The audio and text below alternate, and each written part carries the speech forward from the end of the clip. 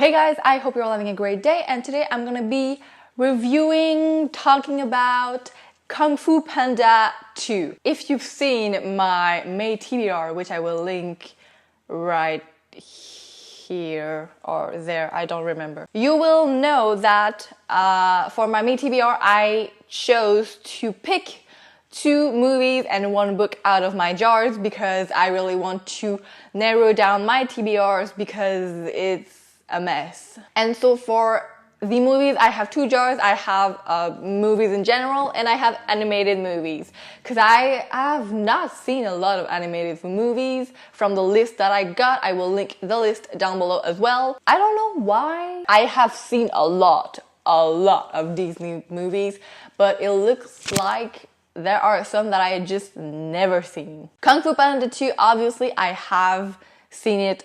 I don't know if I have seen it multiple times, but I know that I had seen it once before and I rewatched it today and wow, this was good. I had completely forgot about the story, so it was really interesting going into it, not knowing at all what was going to happen.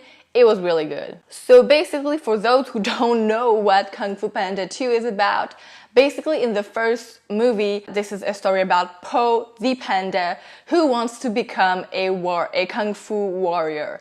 But he can't because he's a panda and he's big and fat and slumpy and he doesn't know Kung Fu. But then on the day where they choose who's gonna be the warrior protector, if that's how you say it, the dragon warrior, I think. Po is chosen as the warrior dragon instead of one of the 5 cyclones. I don't know, I watched the movie in French, so I'm really confused with all the titles. Oh, it fell off. Oh, wow, I didn't even realize. I don't know if it changes something. There we go. So he's chosen to be the dragon warrior and no one's having it. Especially his master Shifu, who is supposed to train him to become the dragon warrior, and he doesn't want to do that at all. He was expecting a tiger or mantis, anyone from the 5, but not a random person who doesn't know at all what Kung Fu is. So throughout the first film, obviously he becomes the dragon warrior and he is, well, accepted by everyone because he beats the evil guy in the movie. So moving on to the second movie, there is an evil, it's a kind of bird, it's gonna be written because I don't know what it is in English, and he wants to basically destroy the world. Well, he wants to rule it, but he doesn't care if he destroys it on the way going to rule it. He's a really confusing character. I didn't believe at all at what he was saying. In this movie, we learn a lot more about Po's past because he's the only panda in the village.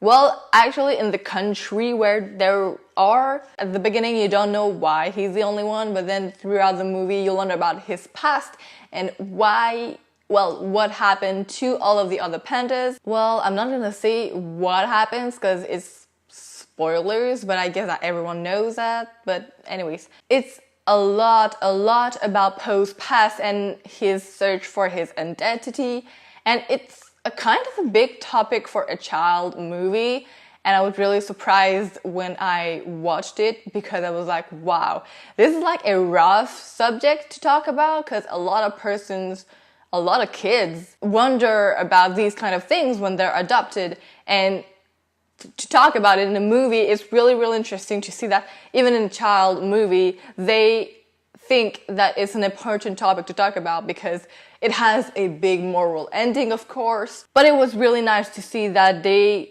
were kind of touching this touchy subject that not a lot of movies talk about. Well, in the animated world. I'm not gonna really talk about the characters in general because they don't have really big roles. Like the 5, they are great characters, and they bring they kind of make a path to where Po is heading, so that's great. They help him go into the right direction, but they're not 3-dimensional, they're really 2-dimensional.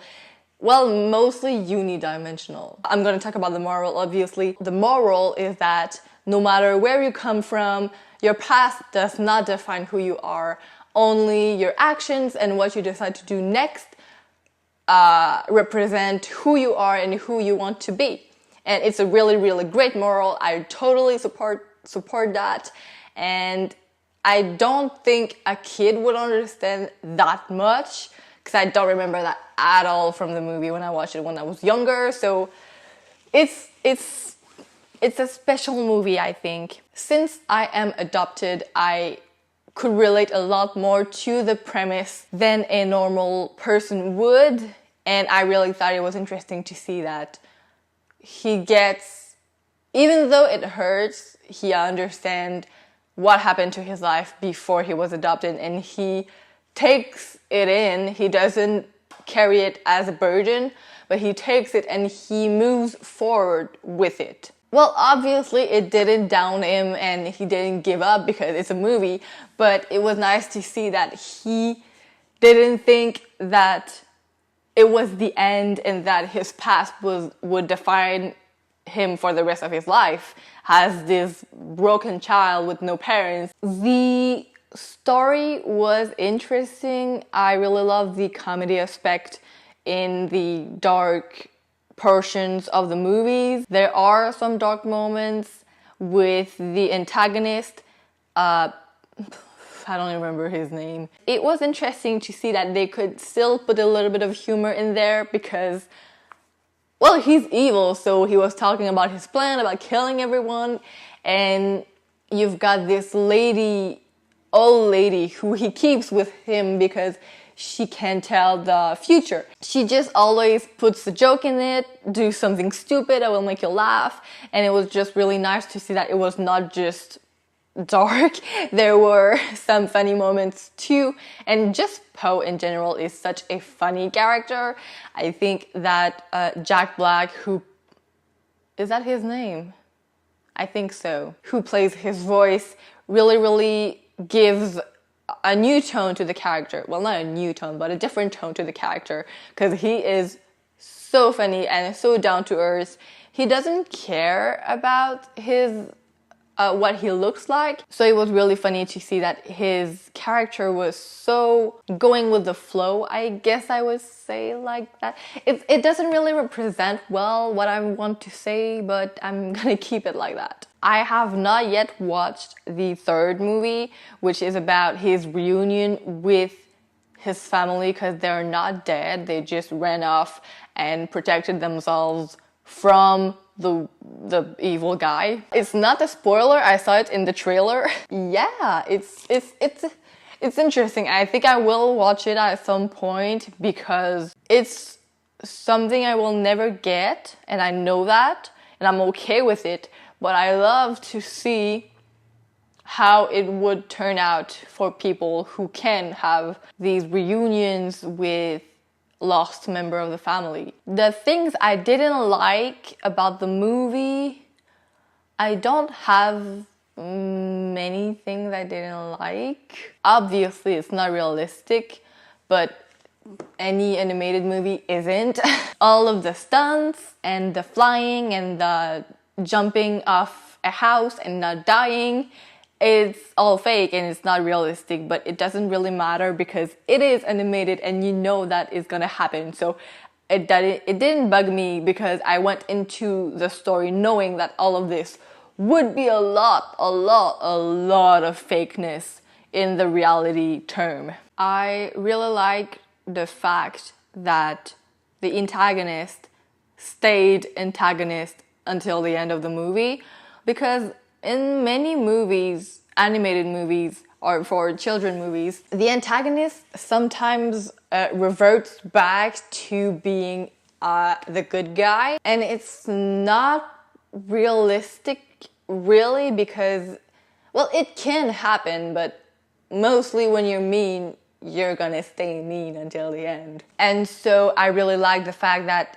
he stayed mean, because at some point towards the end, Poe suggests to him that he could do something else about his life, that his past doesn't define him, that he can grow to be a better person from now on.